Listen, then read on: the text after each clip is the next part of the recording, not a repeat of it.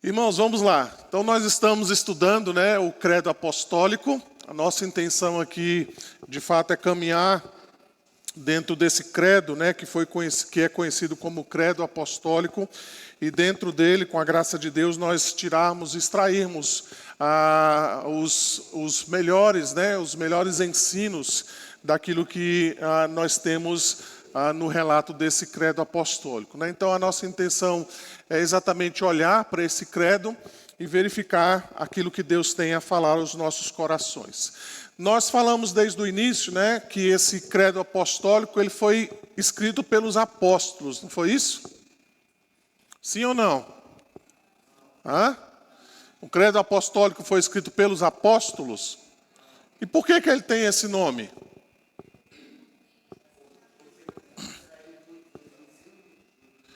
Isso, ele foi extraído dos ensinos dos apóstolos, Ou seja, aquilo que Jesus e os apóstolos ensinaram é exatamente o que nós encontramos aqui no credo apostólico, tá?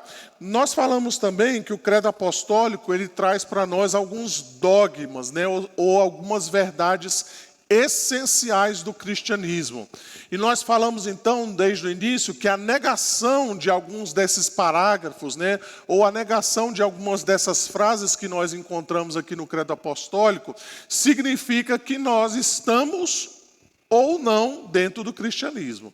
Então, por exemplo, se alguém nega a divindade de Cristo, essa pessoa não pode ser considerada cristã, porque essa é um princípio fundamental, é uma doutrina fundamental. Se alguém, por exemplo, nega a divindade de Cristo também, ela não pode ser considerada uma pessoa cristã. Ela pode ter uma religião muito bem organizada, ela pode ter uma religião muito bem aparada, ela pode ter uma moralidade sem sombra de dúvidas, mas se ela nega algum aspecto de uma doutrina fundamental, ela não pode ser considerada uma pessoa cristã, tá? Se ela nega, por exemplo, a Trindade, isso também diz respeito a isso, ok? Então nós vamos ler novamente aqui o credo apostólico. Pega aqui, Lucas, para mim, por favor. E eu vou pedir aos irmãos, então, que façam a leitura, por gentileza. Vamos lá?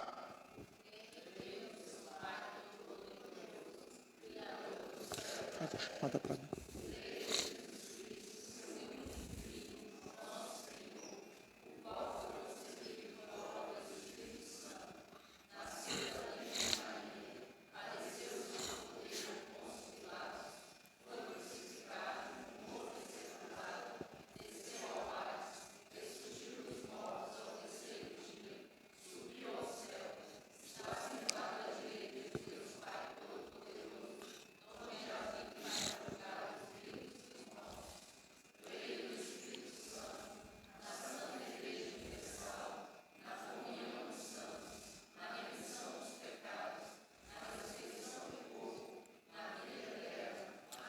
Ok, então nós estamos olhando isso daí, e depois vale a pena você em casa olhar com cada uma dessas expressões que são encontradas aí com mais calma, com mais detalhe. A gente vai tentar passar por cada uma dessas frases, para entender de fato o significado de cada uma delas e como essa crença, ela tem a ver com a nossa vida. Então hoje nós vamos dar uma olhadinha nessa expressão, Creio em Deus Pai. Creio em Deus, o Pai Todo-Poderoso, Criador do céu e da terra, tá? Então nós vamos passar olhando a respeito disso. Então a aula de hoje, a lição de hoje é sobre isso, O Deus Criador. Então a palavra de Deus diz para nós isso, Antes que os montes nascessem e se formassem a terra e o mundo, de eternidade a eternidade, Tu és Deus. Gênesis 1, 26, 27... vai dizer assim: também disse Deus, façamos o homem à nossa imagem, conforme a nossa semelhança. Tenha ele domínio sobre os peixes do mar, sobre as aves do céu, sobre os animais domésticos, sobre toda a terra e sobre todos os répteis que se rastejam pela terra. Criou Deus, pois, o homem à sua imagem, e a imagem de Deus o criou, homem e mulher os criou. Salmo 33 vai dizer no verso 6, os céus por sua palavra se fizeram, e pelo sopro de sua boca o exército deles. Ainda o Salmo 33, o verso 9 diz: pois ele falou e tudo se fez, ele ordenou e tudo passou a existir. Então veja bem, irmãos, a Bíblia, ela começa dizendo a respeito disso. Ela diz que Deus criou todas as coisas. Eu já mencionei isso aqui em outras ocasiões, a gente vai falar um pouquinho disso mais no final, mas é extremamente importante nós compreendermos as doutrinas que estão ali estabelecidas em Gênesis 1, 2 e 3. Tá? Porque elas falam exatamente da criação de todas as coisas e o porquê, ou o motivo pelo qual nós estamos nessa situação, né? Ou seja, a entrada do pecado no mundo. Por que aquele primeiro casal, então, desobedeceu? Então, aqui, inicialmente, o que a gente pode afirmar é que a Bíblia, ela não tem a intenção de revelar a existência de Deus. Pastor, mas eu sempre aprendi que a gente tem que ler a Bíblia para conhecer a Deus. Mas o pressuposto da Bíblia é que nós já cremos em Deus. Nós lemos a palavra de Deus exatamente para conhecer aquilo que nós já acreditamos. Ela não tem a intenção de provar ou não a existência de Deus. Mas a Bíblia tem a intenção de revelar aquilo que Deus é. Por isso que você entende, você já lê ali no começo das Escrituras, você não vai encontrar nenhuma explicação sobre Deus. Simplesmente está dizendo, Deus criou todas as coisas. Começa assim. Mas quem criou Deus? Não é uma pergunta que a gente está preocupado em saber. A gente já parte do pressuposto que Deus existe. E Ele criou todas as coisas. Então a Bíblia começa falando a respeito disso, né? Então essa é uma afirmação que nós devemos fazer. Deus criou todas as coisas. Pastor, mas isso é tão óbvio. Isso é tão nítido, né? Isso parece uma aula de escola dominical para crianças, né? As crianças devem estar aprendendo a mesma coisa hoje lá nas suas salas. Mas veja que no final das contas, tudo que acontece no nosso mundo hoje, no que diz respeito à nossa cultura, no final das contas vai bater nisso daí. E a gente vai entender isso mais no final. Ou seja, a nossa cultura vive exatamente para tentar negar a existência de Deus. Então a gente quer tirar Deus de cena. A gente quer tirar Deus, então, das nossas vidas. Veja, por exemplo, o Salmo 19, o verso 1 a 4, diz: os céus proclamam a glória de Deus, e o firmamento anuncia as obras de suas mãos. Um dia discursa a outro dia, e uma noite revela conhecimento a outra noite. Não há linguagem, nem há palavras, e deles não se ouve nenhum som. No entanto, por toda a terra se faz ouvir a sua voz e as suas palavras até aos confins do mundo. A Romanos 1:20 vai dizer assim: porque os atributos invisíveis de Deus, assim o seu eterno poder, como também a sua própria divindade, claramente se reconhecem desde o princípio do mundo, sendo percebidos por meio das coisas que foram criadas. Tais homens são, por isso, indesculpáveis. Já mencionei aqui em outras ocasiões, quando nós acordamos dentro do mundo de Deus. Tudo que nós olhamos ao nosso redor diz a respeito da existência de Deus. Então, novamente, irmãos, o homem não vive sem o conhecimento de Deus. Ele não é ignorante a respeito do conhecimento de Deus. Para onde ele olha, tudo está apontando para Deus. Embora esse conhecimento de Deus a respeito das coisas criadas, ele não seja um conhecimento para a salvação, Paulo vai dizer que mesmo assim o homem se torna indesculpável diante de Deus. Então veja como é que a humanidade se relaciona com Deus. Ela se relaciona exatamente tentando apagar de alguma maneira a imagem de Deus no mundo, né? Fazendo com que seja adorada as coisas criadas, tentando negar a existência de Deus, tentando criar artifícios dos quais a gente possa dizer assim: nós não precisamos de Deus. Daí o materialismo, daí as filosofias, né? Daí o secularismo, daí todas as religiões que nós vemos no mundo, tudo numa tentativa de apagar a existência desse Deus verdadeiro, o que é impossível. né? Porque nós vivemos num mundo cercado de Deus, tá? Neemias, capítulo 9, o verso 6, ainda vai dizer: só tu és Senhor, tu fizestes o céu dos céus e todo o seu exército, a terra e tudo que nela há, os mares e tudo quanto há neles, e tu as preservas a todos com vida, e o exército dos céus te adora. Você vai encontrar também em Jó, capítulo 26, verso 7, se você quiser anotar, Jó 38, os versos 5 e 7. Você vai encontrar também o Salmo 102, falando a respeito disso. Provérbios 3, 19, também você encontra isso, né? Falando a respeito do fato de que Deus criou todas as coisas. Isaías 40, o verso 26, vai dizer: levantai ao alto os olhos e vede, quem criou estas coisas? Aquele que faz sair o seu exército de estrelas, todas bem contadas, as quais ele chama pelo nome. Por ser ele grande em força e forte em poder, nenhuma só vem a faltar. Tá? Então, diversos outros textos da Escritura mostram isso para nós. Deus é o Criador de todas as coisas. Então percebam, irmãos, novamente o que eu estou dizendo aqui. Deus está presente no mundo. Deus está no mundo. Tudo que a gente vê ao nosso redor, embora nós não sejamos panteístas, né? Nós não acreditamos que a árvore é Deus, que os rios são Deus e tudo mais, mas a natureza revela a existência de Deus. O homem está tentando, na verdade, o tempo todo negar essa existência de Deus, criando para si os seus próprios deuses, os seus próprios ídolos, a sua própria religião, caindo no secularismo, no egoísmo, caindo no individualismo, procurando, através do materialismo, a suprir uma necessidade que somente Deus pode suprir, ok? O Catecismo Maior, então, ele vai falar a respeito disso. Cadê o... Está passando não, Plínio? Travou aqui.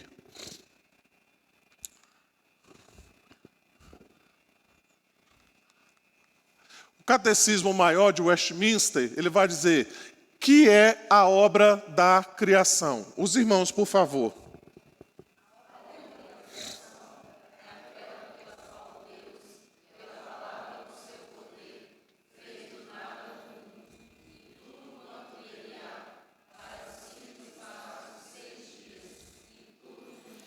Isso, eu vou pedir aqui o Kleber, para, por gentileza, Kleber, ler Hebreus capítulo 11, o verso de número 3. Vou pedir aqui a Mônica, por gentileza, Mônica, Apocalipse 4, 11. E vou pedir aqui a nossa irmã Maninha para ler Romanos capítulo 11, o verso 36. Hebreus 11, 3, Apocalipse 4, 11 e Romanos 11, 36. Quem achar primeiro aí pode ler. Não precisa ser na ordem, não. Quem achar primeiro ganha um bombom. Pela fé, entendemos que foi um universo formado pela palavra de Deus, de maneira que o visível veio a existir das coisas que não aparecem. Exatamente. Então é pela fé que nós acreditamos nessas coisas, tá? Apocalipse 4, 11 ou Romanos? Quem achou aí? Romanos 11, 36. Apocalipse 4:11. Isso. Tu és digno, Senhor, e Deus nosso, de receber a glória, a honra e o poder, por todas as coisas que tu criaste. Sim, por causa da tua vontade, vieram a existir e foram criadas. E ainda Romanos 11, 36. Porque dele e por ele, né, e por meio dele e para ele são todas as coisas. A ele, pois, a glória eternamente. Amém. Amém. Vou pedir os irmãos para lerem alguns versículos. O primeiro deles lá, Jeremias 10, 12 a 16. Vou pedir os irmãos para lerem, por favor. O Senhor...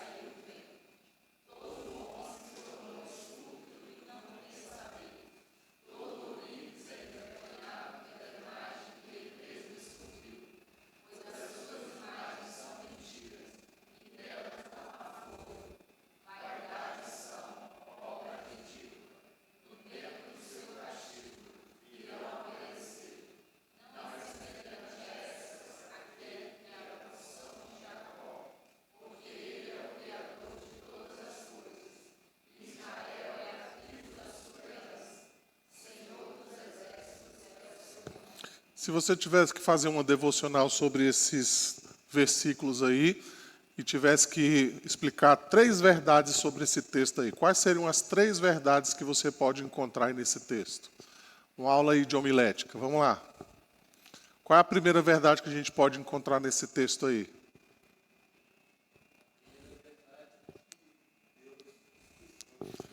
Opa, o Juninho lá vai dar. Pode contratar, pode chamar ele aí na semana de oração da SAF. A primeira foi essa mesmo, Juninho. Deus é o Criador de todas as coisas. Ele diz: o Senhor fez a terra pelo seu poder, estabeleceu o mundo por sua sabedoria, e com a sua inteligência estendeu os céus. Ou seja, Deus criou todas as coisas. Essa é a primeira verdade que a gente encontra ali. Qual é a segunda?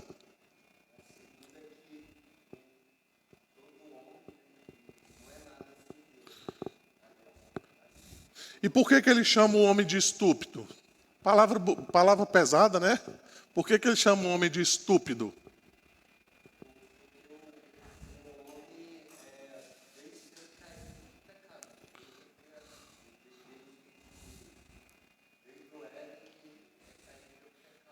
Mas ali dentro do contexto de Jeremias, qual é a estupidez do homem?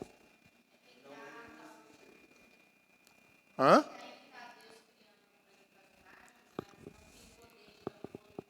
Isso, o homem se torna estúpido exatamente porque ele, ao invés de acreditar no Criador, ele busca para si as imagens, né? Ele vai atrás dos ídolos, ele vai atrás dos falsos deuses, tá?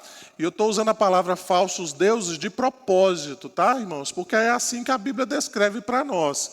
A Bíblia não diz que existem outros deuses. A Bíblia diz que existe um único Deus verdadeiro. Os outros são falsos. Tá? Não é que são outros deuses, tá? Aquela história moderna, né? Que a gente às vezes costuma dizer, não, a pessoa só acredita em outro Deus. Não, a Bíblia diz que são deuses falsos. Se você não acredita no Deus verdadeiro, tudo que é a parte desse Deus verdadeiro é falsidade, né? Então o homem é estúpido por causa disso, porque ele tenta, na verdade, criar para si os ídolos, né?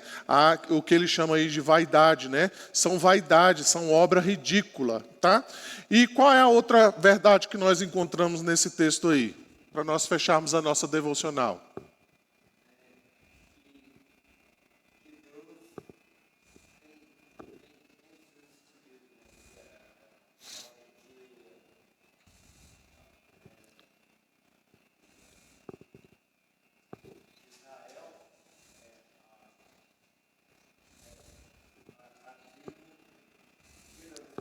Aham.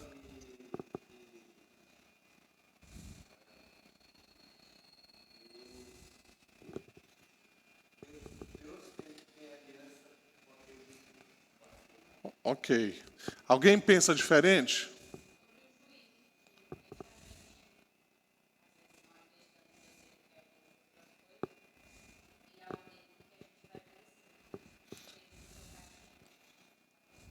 Alguém tem uma opinião diferente?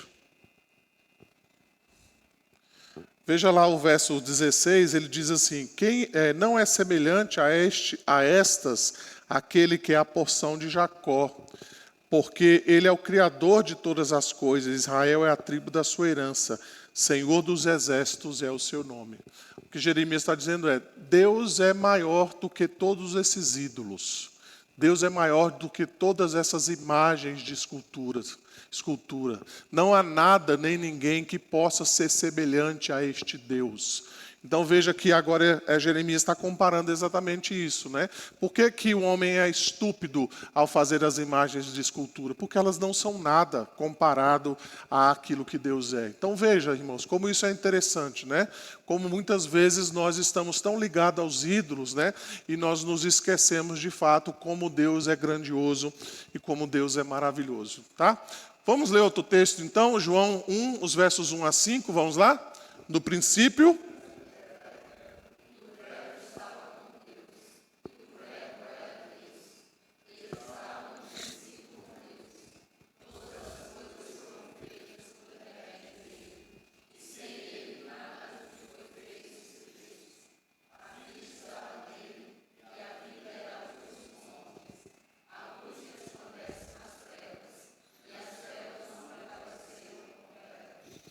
Exatamente, tá? Vamos ler mais um texto, Atos 17, 24, leiam lá.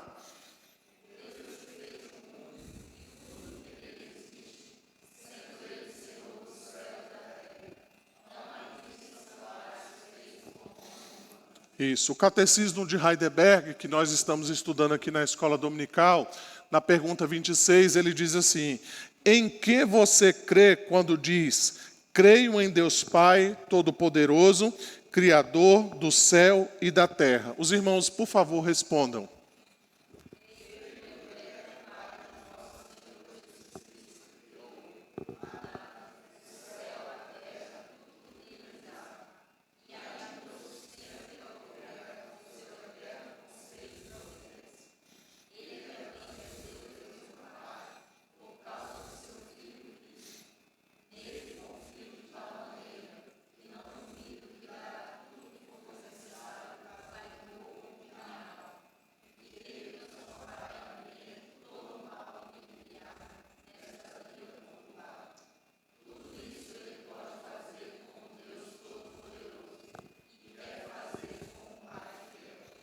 Já parou para pensar nessas expressões?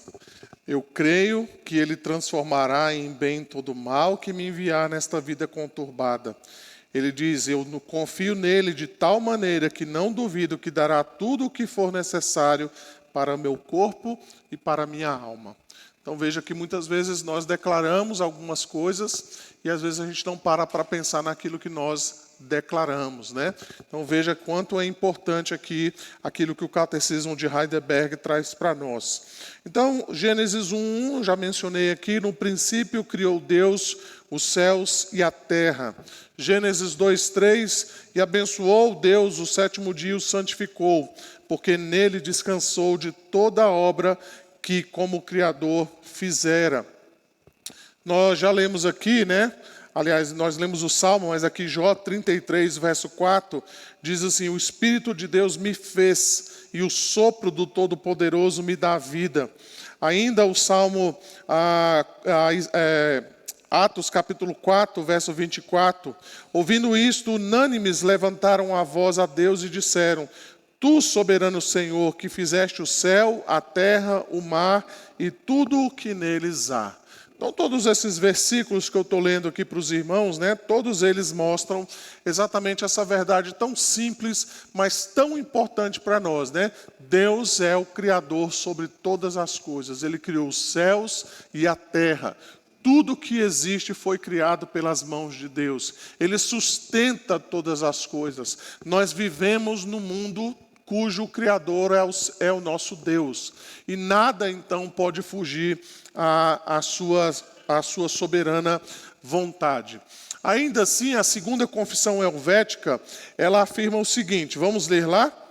Deus criou todas as coisas. Este Deus bom e onipotente criou todas as coisas, visíveis e invisíveis, pela sua palavra coeterna, e as preserva pelo seu Espírito coeterno, como Davi testificou, quando disse, os céus por sua palavra se fizeram, e pelo sopro de sua boca o exército deles. E como diz a Escritura, tudo o que Deus fez era muito bom, e foi feito para proveito e uso do homem. Ora, afirmamos que todas aquelas coisas partiram de um princípio, tá? E esse princípio, então, é o nosso próprio Deus, ok? A confissão de fé também vai dizer para nós, lá ela tem um capítulo que fala sobre a criação. Vamos ler também esse texto lá. Ao princípio, aprove a Deus o Pai, o Filho e o Espírito Santo para manifestação da glória do seu eterno poder, sabedoria e bondade, criar ou fazer do nada, no espaço de 6 dias, e tudo muito bom, o mundo e tudo o que neles há, visíveis ou invisíveis, tá?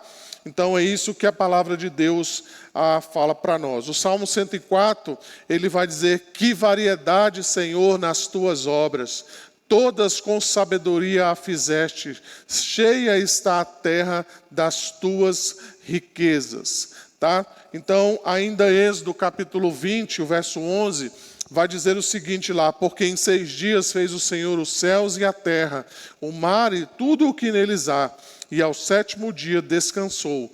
Por isso, o Senhor abençoou o dia de sábado e o santificou. Ok? O reverendo Emister Maia, ele vai dizer o seguinte: a nossa compreensão bíblica é determinada pela própria revelação de Deus contida na Bíblia. Não interpretamos a Bíblia simplesmente à luz da história ou os seus condicionantes políticos, sociais, econômicos e culturais. Antes, olhamos a história a partir da perspectiva das promessas divinas. O que o Emister Maia está dizendo?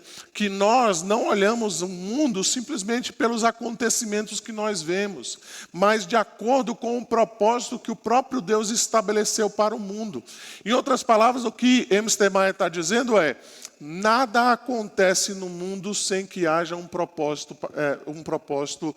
soberano de Deus. Então o mundo não é guiado pela política, ele não é guiado pelas escolhas humanas, não são os reis que determinam o futuro do que vai acontecer, mas Deus está encaminhando o mundo segundo a sua vontade, segundo o seu querer. Mesmo que aos nossos olhos nós não possamos ver de fato há um propósito grandioso nisso, mesmo que aos nossos olhos pareça que o mundo está indo de mal a pior, tudo isso concorre, ou tudo isso vai de acordo com a vontade de Deus, o Criador dos céus e da terra. Tá?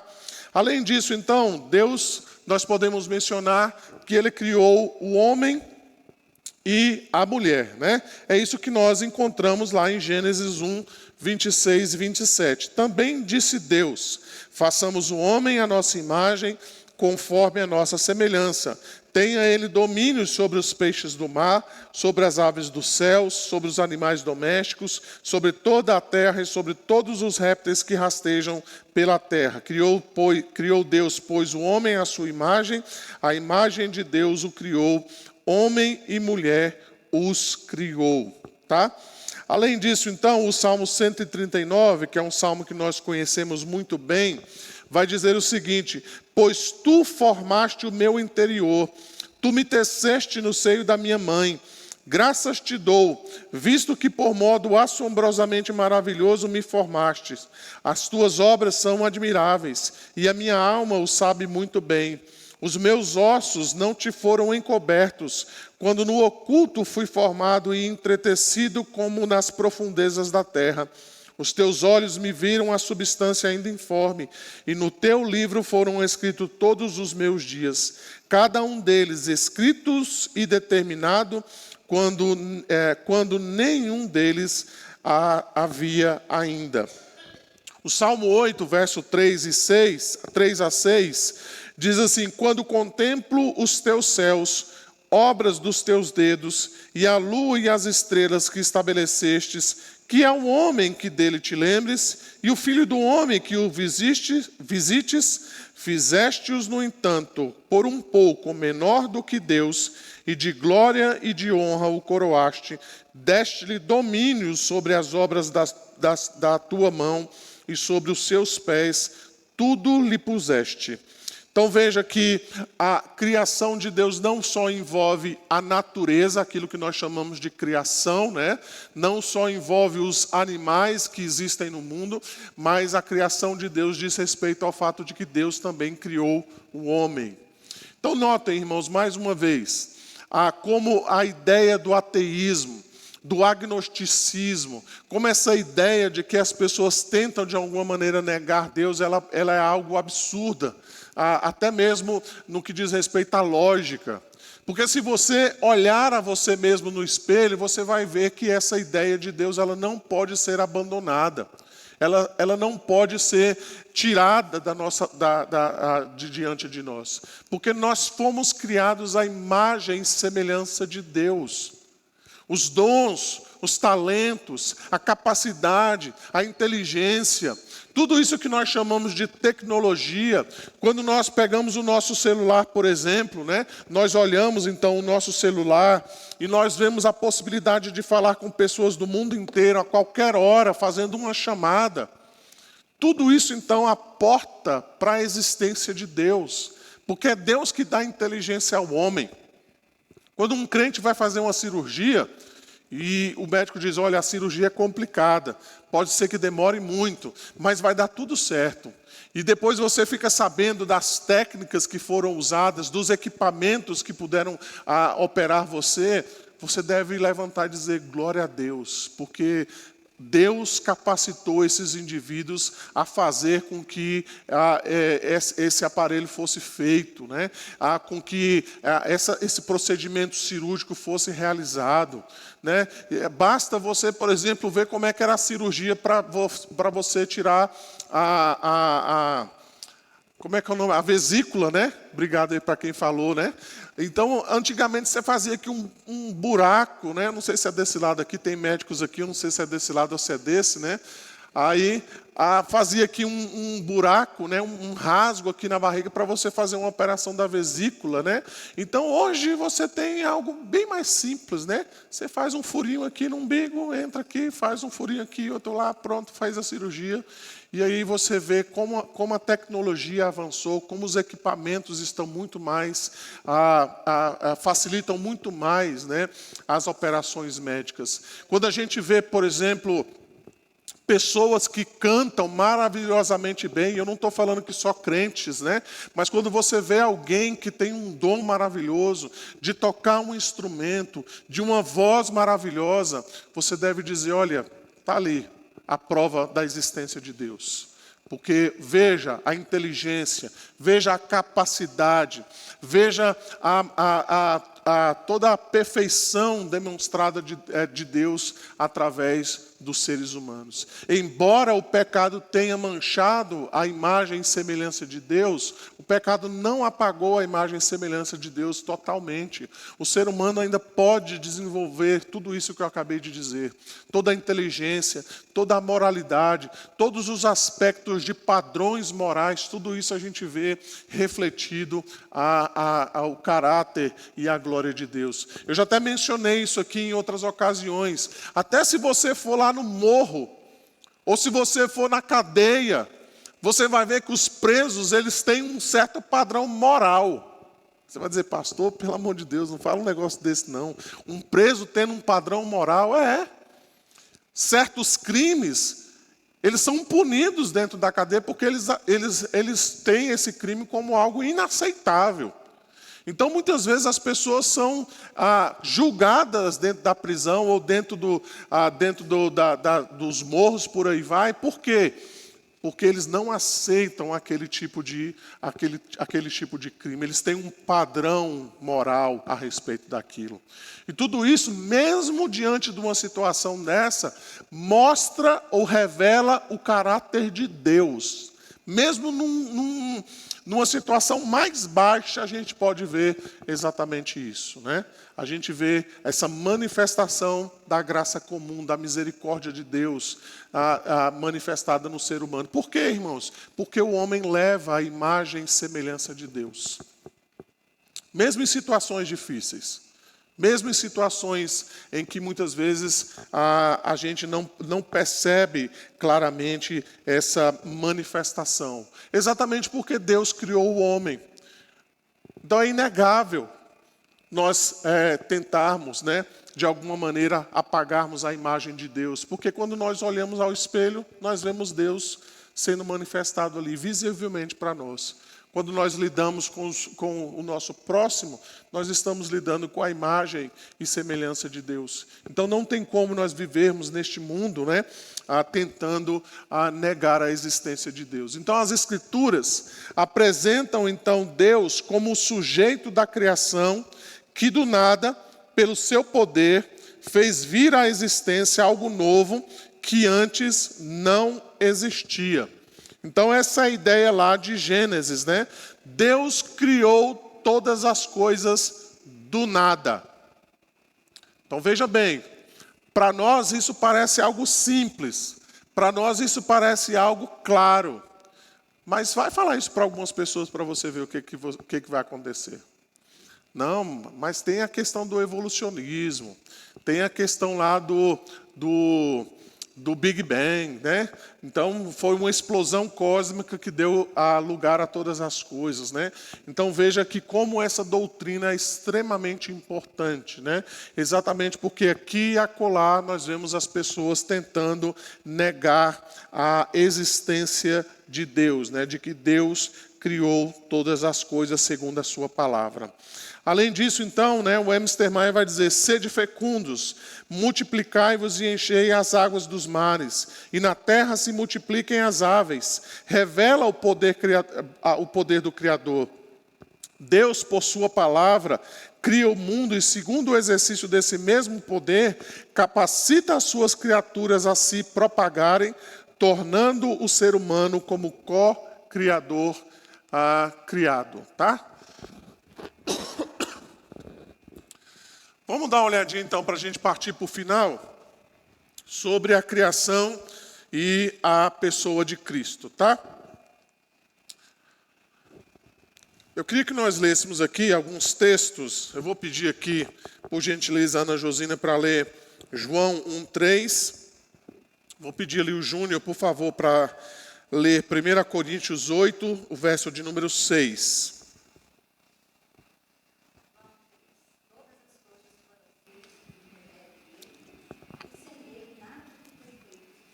Isso, tá? Ali, João 1, o autor está falando sobre o Senhor Jesus Cristo, né? Então, todas as coisas foram criadas por intermédio de Cristo, e sem Ele nada do que existe se fez, tá? 1 Coríntios 8, 6.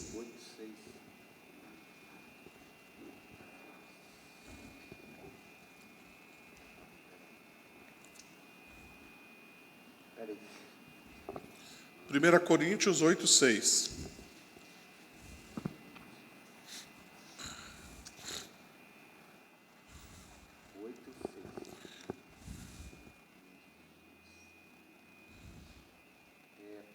Todavia, para nós há um só Deus, o Pai o Pai de quem são todas as coisas, para quem existimos. Um só Senhor, Jesus Cristo, pelo qual são todas as coisas, e nós também por Ele. Isso, tá? Hebreus capítulo 1, os versos de 1 a 4, diz assim: havendo Deus outrora falado, muitas vezes e de muitas maneiras, aos pais, pelos profetas, desses últimos dias nos falou pelo Filho, a quem constituiu o herdeiro de todas as coisas, pelo qual também fez o universo. Ele, que é o resplendor da glória e a expressão exata do seu ser, sustentando todas as coisas pela palavra do seu poder, depois de ter feito a purificação dos pecados, assentou-se à direita da majestade nas alturas, tendo se tornado tão superior aos anjos quanto herdou mais excelente nome do que eles. Quando a gente olha então para a criação, certamente a gente precisa contemplá-la como um alvo também da redenção do nosso Senhor Jesus Cristo. Talvez eu vou frustrar alguns dos irmãos aqui hoje de manhã, né? Quando a gente pensa na Nova Jerusalém, nós não estamos pensando no mundo fora daquilo que nós já temos aqui, né? Nós não vamos ser transportados para outro mundo, outro planeta. O que vai ser redimido é essa natureza que nós temos aqui, é este mundo do qual nós vivemos. Então, a palavra de Deus deixa isso claro para nós, né? O mundo também é alvo da redenção de Deus. As coisas criadas também são alvos da redenção de Deus. Então veja que o apóstolo Paulo, ele compreendendo isso, ele traz essa verdade então para nós, lá em Romanos capítulo 8, ele vai falar sobre isso lá para nós, né? O verso 22 ele vai dizer: porque sabemos que toda a criação a um só tempo geme e suporta angústias até agora. E ele vai dizer então nesse capítulo, né, que a própria criação, ela aguarda a revelação dos filhos de Deus. Para quê? Para que toda a criação também seja redimida, ela seja resgatada do cativeiro do pecado. Então veja, irmãos, na queda do homem, o pecado não só atingiu a raça humana, mas também atingiu a própria criação. Então a criação também sofre. Paulo vai dizer que ela também geme, né, aguardando então a revelação dos filhos de Deus. Olha que coisa bela, não é? Olha que coisa maravilhosa. Os animais e toda a criação também estão aguardando o dia da redenção. Assim como nós também gememos, Paulo vai dizer sobre isso, né? Nós também gememos pelo Espírito, aguardando a nossa redenção, né? Para que de fato nós sejamos libertos de uma vez por todas do cativeiro do pecado. A criação também aguarda isso.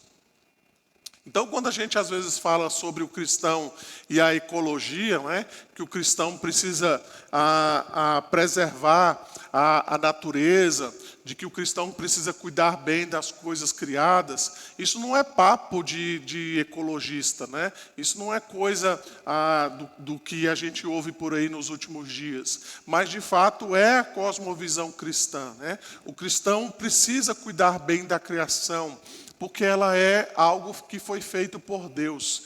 É por isso que o cristão não joga lixo na rua, né? É por isso que o cristão não polui os rios, né? Por isso que o cristão não joga esgoto na água pluvial, né? Porque essa água pluvial vai parar nos rios e vai também sujar os rios. É por isso que muitos cristãos podem participar de protestos contra a derrubada, por exemplo, de árvores, ou às vezes o cristão pode participar de mobilizações para plantar árvores, né? O cristão pode muitas vezes participar lá de um protesto contra a extinção de um animal X ou Y, né? É por isso que o cristão ele é contra o abandono de animais, né? Ele precisa lutar a favor disso, né? Contra, né? Melhor dizendo, o abandono de animais. Não é um papo ecológico, mas é algo que surge exatamente da cosmovisão cristã. Nós precisamos cuidar da criação que Deus criou. Pastor, mas a criação está aí, o pecado está destruindo tudo, o homem está destruindo todas essas coisas. A gente precisa deixar o mundo rolar e deixar ver o que vai acontecer. Não, o cristão, quando se torna consciente, ele sabe que a criação também sofre e aguarda, de fato, a revelação dos filhos de Deus. Então, qual é o mundo, né? A gente não vai ter tempo para discutir isso, né? Mas qual é o mundo que nós vamos viver no novo céu e na nova terra? É esse, completamente restaurado por Deus, completamente transformado, quando de fato, então, todas as coisas se consumarem.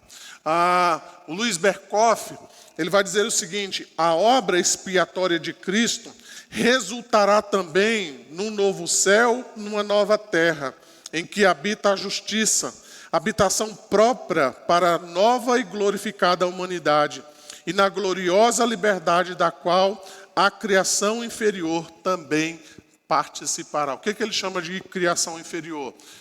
São as coisas criadas. Os animais também vão ser redimidos, a natureza também vai ser redimida, os rios também serão redimidos.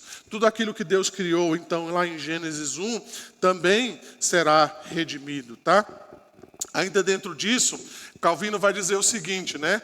Visto que as criaturas estão sujeitas à corrupção, não por sua inclinação natural, senão pela determinação divina, tendo a esperança de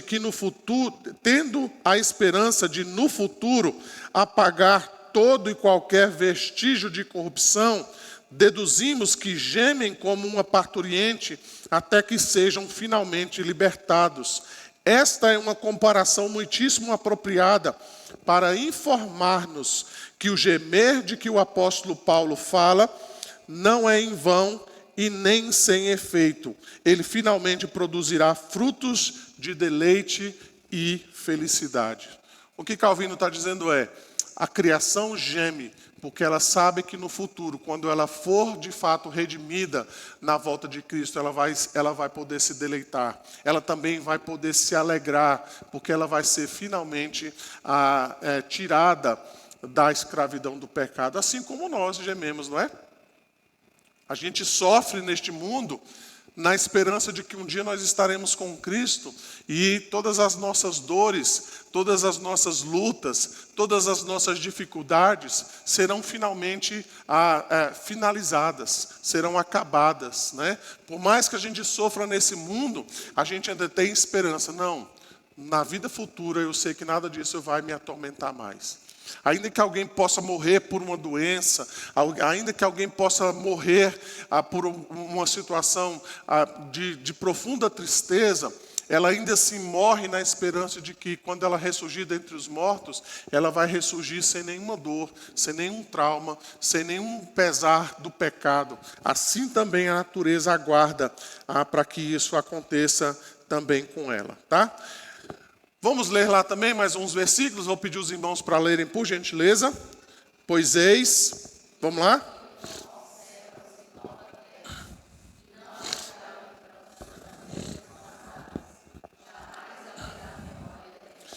O Anthony Rockman também ele diz o seguinte, vou pedir para vocês lerem lá. No princípio...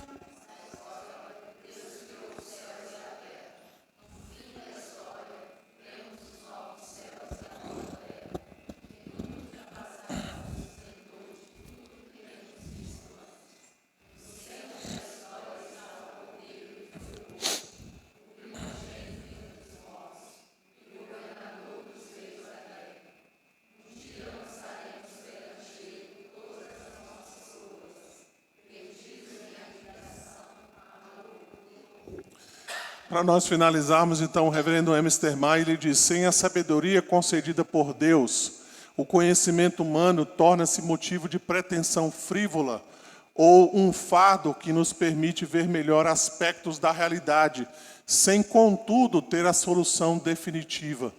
Portanto, a esperança para o mundo, em última instância, não está na ciência, mas nos homens fiéis a Deus, que usam dos recursos fornecidos por Deus para a sua glória. Olha, veja como essa frase ela é importante para os nossos dias, não é? Como ela se torna extremamente impactante diante da sociedade em que nós vivemos. As pessoas estão procurando exatamente isso, né? Soluções, meios pelos quais elas possam viver melhor, conforto, estão procurando cura para as doenças, estão procurando cura para a alma. Mas, no final das contas, elas não vão encontrar essas curas definitivas. Elas só podem, de fato, encontrar aquilo que elas procuram através do Evangelho, através do conhecimento a respeito de Deus, tá? Então, partindo aqui para algumas considerações finais, eu vou citar aqui o pastor Franklin Ferreira. Ele diz: nós somos chamados a amar a criação de Deus, porque a criação, ainda que maculada pelo pecado, é parte da criação boa que Deus fez nas suas origens. Nós podemos também afirmar que Deus é o único que pode criar todas as coisas e nos recriar em Cristo segundo a sua imagem. Então veja que Deus também, né? Eu já mencionei isso aqui quando nós passamos ali por Efésios capítulo 2, capítulo 3. Deus está recriando a sua criação. Nós somos a nova sociedade de Deus. Ser crente significa exatamente isso, de que nós estamos sendo recriados em Cristo, segundo a imagem de Cristo, não mais segundo a imagem de Adão. Porque nós não teremos o mesmo posto que Adão teve, porque Adão podia pecar, e ele pecou. Mas nós seremos colocados num status em que nós não poderemos mais pecar na glória. Então nós estaremos nesse sentido aí, num posto superior ao próprio Adão. Nós estamos sendo recriados segundo a imagem de Cristo, né? Então veja que coisa bela, né? Que coisa interessante, como em Cristo todas as coisas estão sendo refeitas. Veja então que Deus é o único Criador e, consequentemente, tem todo o domínio sobre as suas criaturas. Irmãos, não se enganem. Os homens não podem viver à parte de Deus. Mesmo aquele que se diz ateu, agnóstico, ou qualquer denominação que ele tenha, numa tentativa de dizer, eu não acredito em Deus, isso não torna essa pessoa irresponsabilizável diante de Deus. Não sei nem se existe essa palavra. Ou seja, mesmo que alguém negue a existência de Deus, não quer dizer que no dia do juízo final essa pessoa não vai ser julgada dizendo, eu não acreditava em Deus, então eu estou livre de qualquer tipo de julgamento. Todos os homens, sejam eles crentes ou não, ele pode seguir a religião que ele quiser, ele pode dizer sobre Deus o que ele quiser. Ele deve a Deus obediência simplesmente pelo fato de que Deus é o seu Criador. E nós não podemos perder isso de vista. Certamente nós, os crentes, devemos a Deus muito mais obediência, porque nós temos a Deus não só como nosso Criador, mas também como nosso Salvador. Porque Ele nos redimiu. O sangue de Cristo foi derramado em nosso favor. Mas nenhum ser humano nesta vida, e todos aqueles que já passaram por este mundo, nenhum deles pode dizer assim, eu não serei responsável diante de Deus, porque eu não acreditei em Deus. Ele deve a Deus tudo, porque Deus o criou assim. Ele carrega a imagem e semelhança de Deus. Ele tem sobre si essa marca, esse selo, ainda que ele tente a vida inteira negar a existência de Deus, ainda que ele passe desde do seu nascimento até o seu último dia de vida, negando a existência de Deus, isso não torna esse homem indesculpável. Então a gente precisa esclarecer essas coisas para que a gente tenha uma compreensão maior a respeito da condição humana diante de Deus e da nossa responsabilidade no que diz respeito à pregação do Evangelho. Então não caia nessa ideia, não caia nesse engano de achar que o ser humano, só porque ele não conhece a Deus, está tudo certo, né? Não vai acontecer nada com ele. Sim, vai acontecer, ele vai prestar contas diante de Deus, com certeza. Não tenha dúvida disso. E isso torna, então, urgente a nossa pregação. Isso torna urgente o compartilhar da palavra de Deus. Então, por finalmente aí, irmãos, nós podemos mencionar que todo cristão, vocacionado ao ministério ou não, deve trabalhar com paixão, garra e amor para antecipar a volta de Cristo, quando a criação será erradicada do pecado, quando virmos descer o novo céu e a nova terra, a nova Jerusalém. Então, no final das contas, é isso, irmãos. Nós estamos prestando a Deus o nosso louvor, a nossa adoração em tudo aquilo que nós fazemos. Além disso, então, nós podemos nos perguntar como nós lidamos, então, com a criação de Deus, especialmente quando nós lidamos uns com os outros. Quando você vê um mendigo na rua, um pedinte, será que a gente despreza como se fosse um cachorro? Acho que nem cachorro, né? Porque hoje em dia, eu brinco falando o seguinte, né? Se você entrar no hospital latindo, né, você vai ser bem atendido. Porque hoje as pessoas gostam mais dos animais do que o próprio ser humano, né? Se um ser humano for atropelado, ninguém faz nada. Agora, se um cachorro for atropelado, aparece um monte de gente, né? Uma baleia encalha lá no Rio de Janeiro, né? Vem ONG de tudo quanto é lugar, né?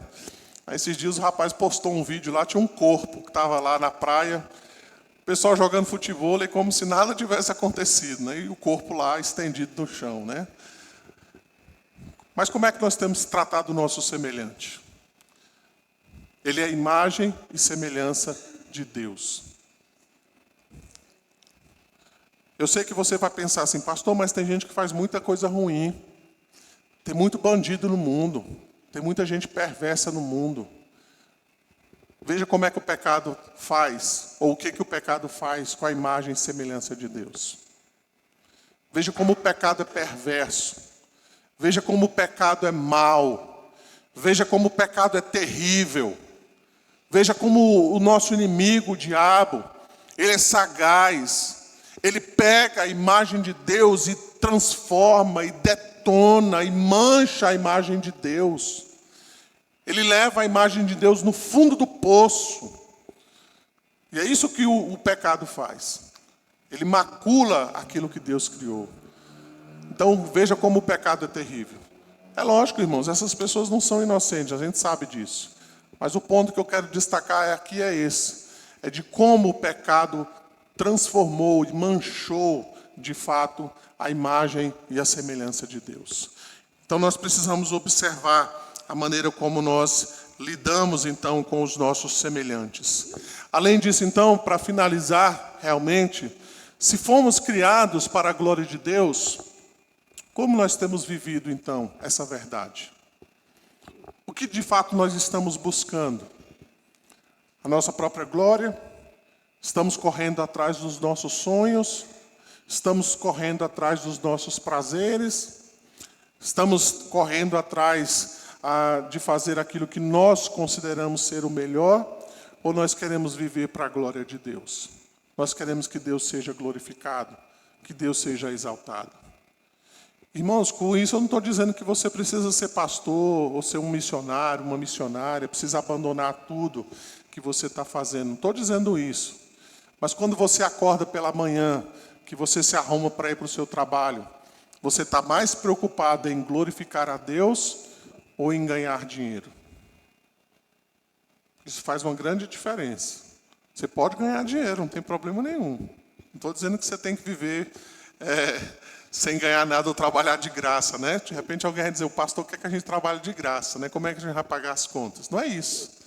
Mas no nosso coração, lá no nosso interior, nós sabemos os motivos pelos quais nós acordamos a cada dia pela manhã. Se nós estamos buscando a glória de Deus ou se nós estamos buscando o nosso próprio interesse. Se nós estamos buscando os nossos próprios prazeres.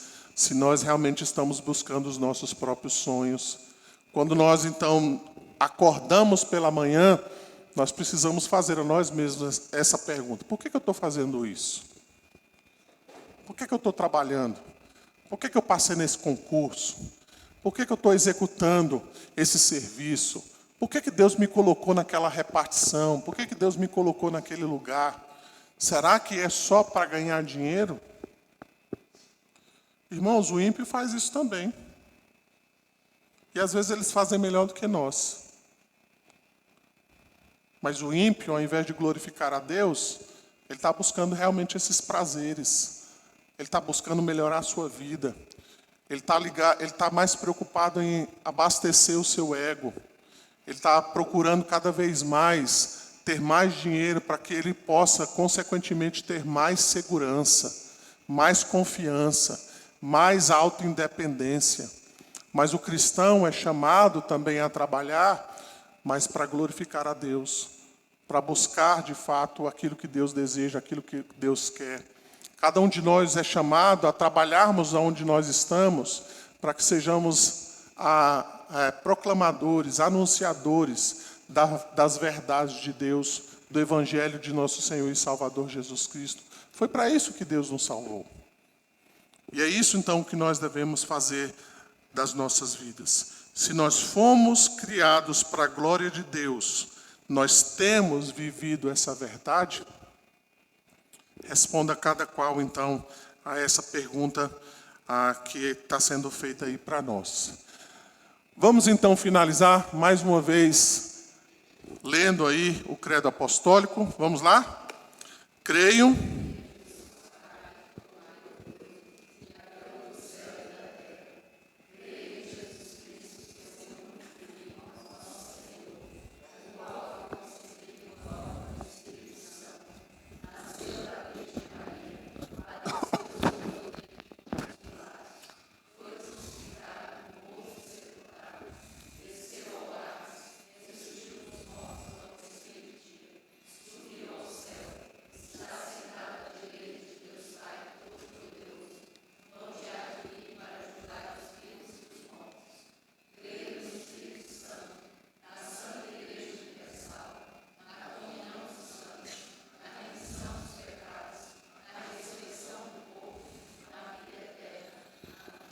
Amém.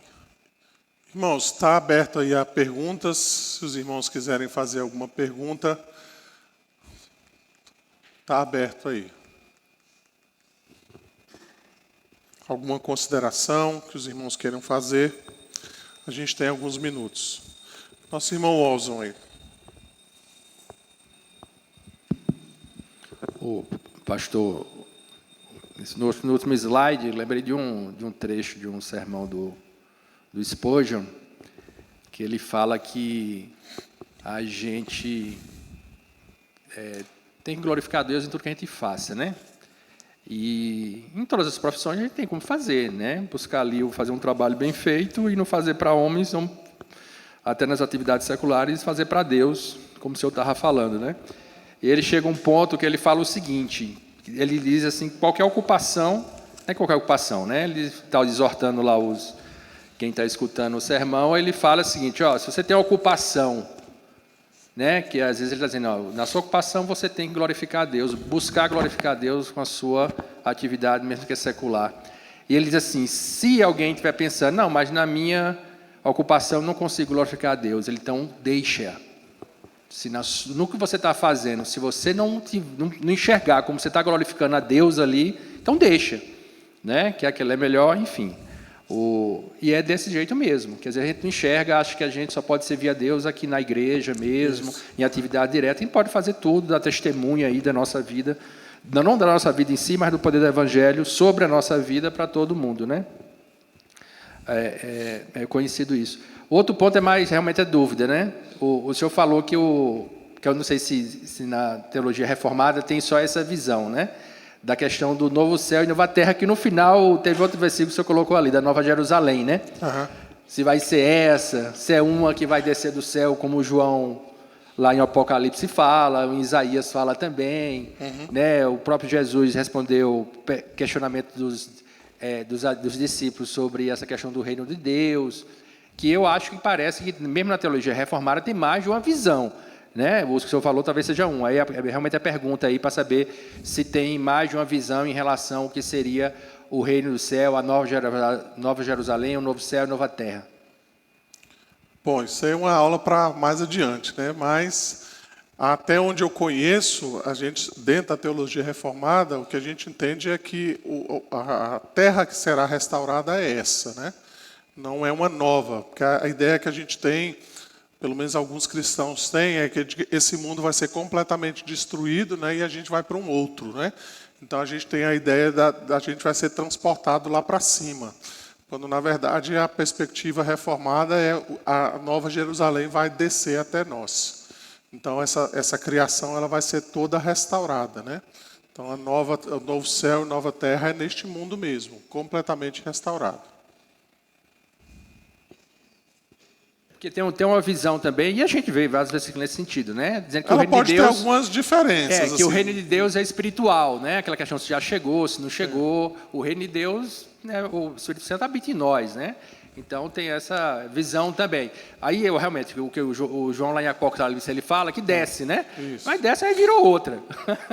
Só desceu, a gente não sobe, né? Até que ele fala, ruas de ouro, né? Aquelas joias todinhas aparecem. Então é meio difícil a gente ver o que está por aqui. Ou seja, derrubou a casa toda e fez outra. Aí desceu no mesmo local, mas é outra. Não tem como. Apesar que Apocalipse tem muita linguagem figurativa, né? Então, ruas de ouro, mar de cristal, tudo isso são linguagens figurativas, né? A própria descrição lá da besta, a primeira e segunda besta, tudo isso são imagens figurativas, não são literais, né? Então elas têm algum significado, por exemplo, a imagem de chifres, né? Animais com chifres, tem todo um significado lá em Apocalipse, né? A questão das cores que aparecem lá, tudo isso tem um significado simbólico, né? Não é literal.